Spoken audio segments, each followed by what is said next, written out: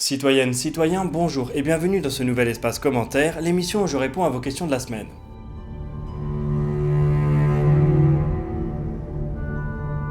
On va commencer cet épisode en parlant de fusées un peu particulières avec la question d'Alexis. As-tu des détails à propos du moteur à eau de chez Arca ? Bonjour Alexis. Depuis 20 ans, l'entreprise Arca Space s'efforce de développer des concepts plutôt originaux. On les a vus travailler sur un avion suborbital, des fusées lancées depuis des ballons, un moteur aérospike et dernièrement un moteur à eau. Des vidéos de tests de ce dernier ont été postées à la fin du mois d'avril.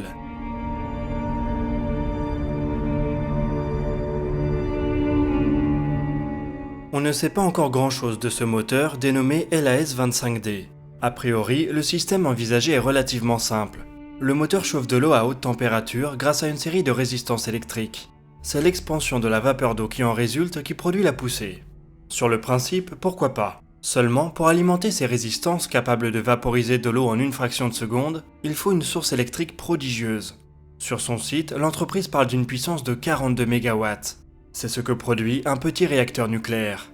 Et là, on a du mal à voir dans quelle direction Arca va pouvoir s'orienter.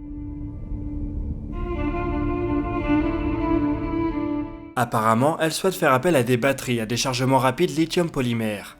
Mais même dans ce cas, ce sont des tonnes et des tonnes de batteries qui devront être embarquées pour un temps de vol très court, ce qui explique peut-être le design très trapu de la fusée imaginée par Arca.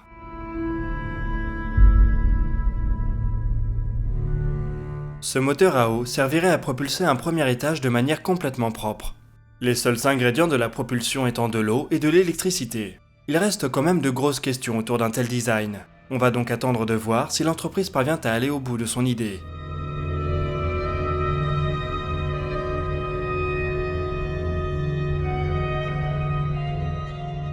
On va rester dans les projets un peu fous et on va s'intéresser aux sondes de von Neumann. Pourrais-tu parler des machines de von Neumann ? Je crois que c'est la solution pour une sphère de Dyson. Bonjour Dylan. Le génie mathématique de John von Neumann a révolutionné bien des domaines, comme la physique, l'économie ou l'informatique. Parmi ses multiples contributions, il y en a une qui est particulièrement intéressante pour nous. C'est ce qu'on appelle aujourd'hui les sondes de von Neumann. Le mathématicien a consacré une partie de sa carrière à étudier et à théoriser le phénomène de l'autoréplication. La capacité d'un être vivant, d'un programme ou d'une machine à produire une nouvelle version d'elle-même. Ce qui l'a amené à un constat intéressant. La galaxie comporte des centaines de milliards d'étoiles étalées sur des centaines de milliers d'années-lumière. Comment explorer efficacement une telle immensité ?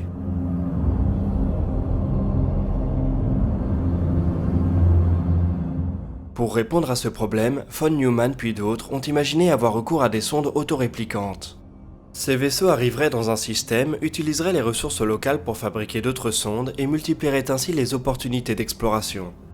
La NASA s'est intéressée au sujet avec une étude menée en 1980. Elle a conclu que de telles sondes, si elles étaient capables de se déplacer à 10% de la vitesse de la lumière, pourraient explorer l'ensemble de la Voie lactée en un demi-million d'années. Alors oui, c'est très long, mais ça reste plus court que toutes les autres options.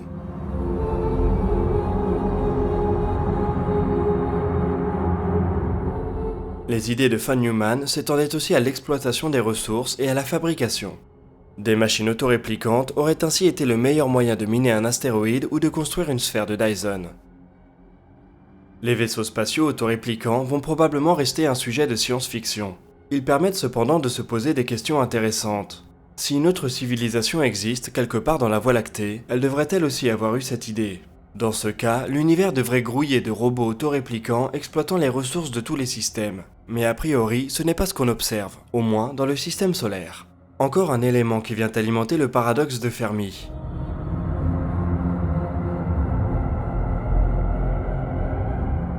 Lorsqu'on parle de machines autoréplicantes, la frontière avec le vivant devient aussi plus floue.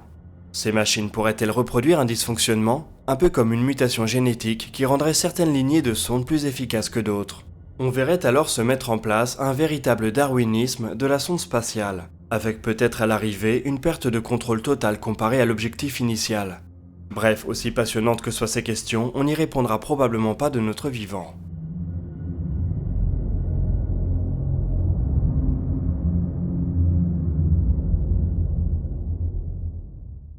On va maintenant repartir du côté de Neptune avec la question de Bobby Joe.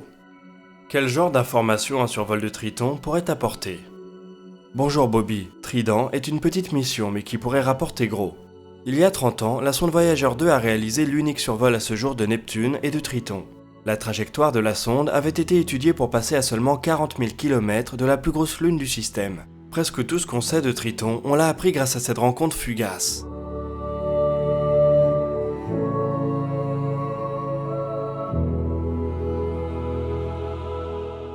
Les photos tirées de ce passage présentent quelques caractéristiques étonnantes. La surface de Triton comporte peu de cratères d'impact, signe que la Lune est géologiquement active. Sa densité et sa composition chimique rappellent celle de Pluton. C'est ce qui vient étayer l'hypothèse que c'est une planète naine capturée.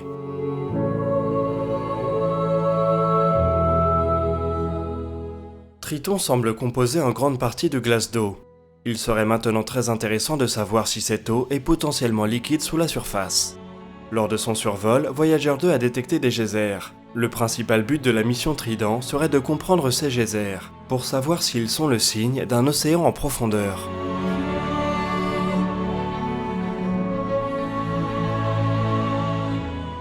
Pour y parvenir, la sonde serait équipée de 2 caméras qui lui permettraient de cartographier la presque totalité du satellite en un seul survol. Un spectromètre et un magnétomètre fourniraient des données complémentaires. D'autres missions sont en compétition pour aller explorer Uranus et Neptune. Certaines sont beaucoup plus ambitieuses, mais elles partiraient aussi plus tard que Trident, aux alentours de 2030 pour une arrivée dans les années 2040.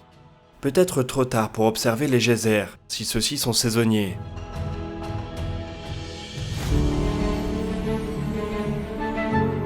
Et comme Neptune et Triton mettent 160 ans à réaliser un tour du Soleil, la prochaine opportunité serait dans très longtemps.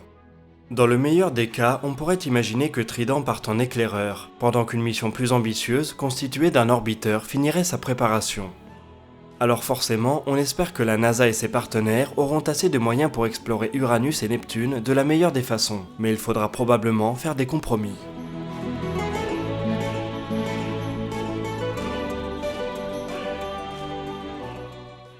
On va prendre la question de Sylvain et on va s'intéresser à Europa Clipper. Est-ce qu'Europa Clipper aura un lander ? Bonjour Sylvain, non, Europa Clipper ne comportera pas d'atterrisseur, mais elle sera spécialement équipée pour faire cracher ses secrets aux satellites glacés de Jupiter. La NASA va devoir soigner ses instruments car les opportunités d'observation seront restreintes. Europa Clipper ne sera en effet pas en orbite autour d'Europe, mais autour de la géante gazeuse.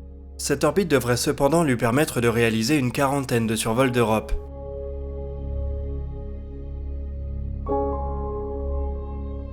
Le but de la mission est clair, confirmer la présence d'un océan liquide sous la croûte de glace de la Lune et si possible le caractériser. Pour remplir cette mission, la sonde devrait embarquer 8 instruments scientifiques. Une caméra infrarouge fouillera la surface du satellite à la recherche de sites actifs, histoire de comprendre un peu mieux quelle est la source de ces puissants geysers.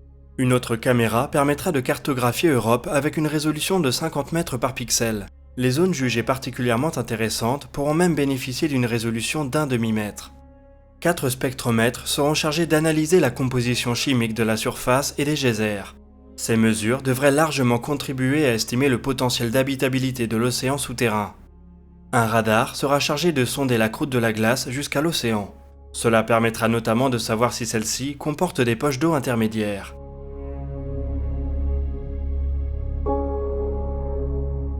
Enfin, une expérience magnétique devrait permettre de déterminer l'épaisseur de la couche de glace, l'épaisseur de l'océan et sa salinité. Avec toutes ces mesures, on pourra probablement se prononcer définitivement sur l'existence ou non de l'océan d'Europe.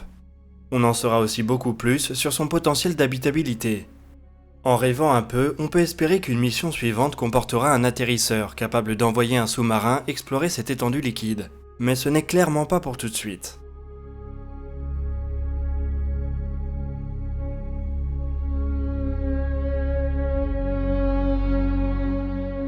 Pour la dernière question de cet espace commentaire, on a pris celle de William et on va parler de CubeSat. Maintenant que l'on envoie de plus en plus de CubeSat, serait-il possible d'utiliser ce concept en tant qu'impacteur afin de jeter un coup d'œil à la surface de ces satellites ? Bonjour William. L'année dernière, les CubeSat Marco A et B ont pu suivre InSight jusqu'à Mars. Ils sont ainsi devenus les premiers de ces tout petits vaisseaux à effectuer une mission interplanétaire. On a par la suite perdu contact avec eux en début d'année. Ce premier succès inspire toutes les agences du monde. On risque très vite de voir des CubeSats survoler voire orbiter différents corps du système solaire interne.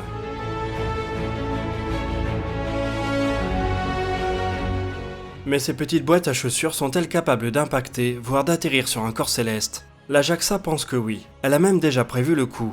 En 2020 ou 2021, le vaisseau américain Orion partira pour une mission inhabitée autour de la Lune. Il devrait embarquer avec lui une douzaine de CubeSats.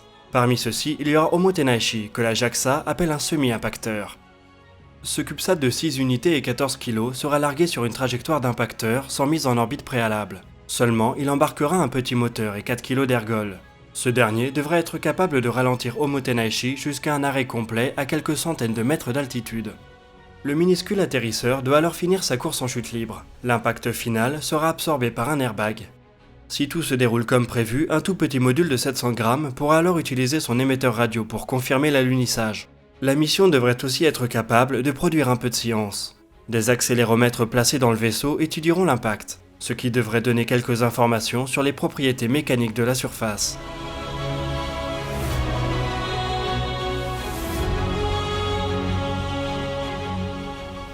Homo Tenaishi pourrait aussi prendre des mesures des radiations au sol. On peut bien sûr imaginer des systèmes similaires emportés par des sondes massives vers le système solaire externe. On pourrait leur confier les missions les plus périlleuses sans mettre en danger la mission principale, comme traverser les geysers d'Encelade ou tenter de toucher la surface d'Europe. Si le retour scientifique est prometteur, il y a de bonnes chances pour qu'une agence spatiale se risque à cet exercice.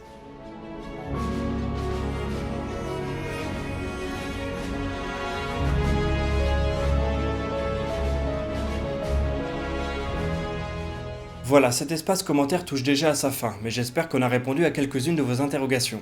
Nous, on se retrouve la semaine prochaine pour d'autres vidéos sur l'actualité spatiale. D'ici là, citoyennes, citoyens, portez-vous bien.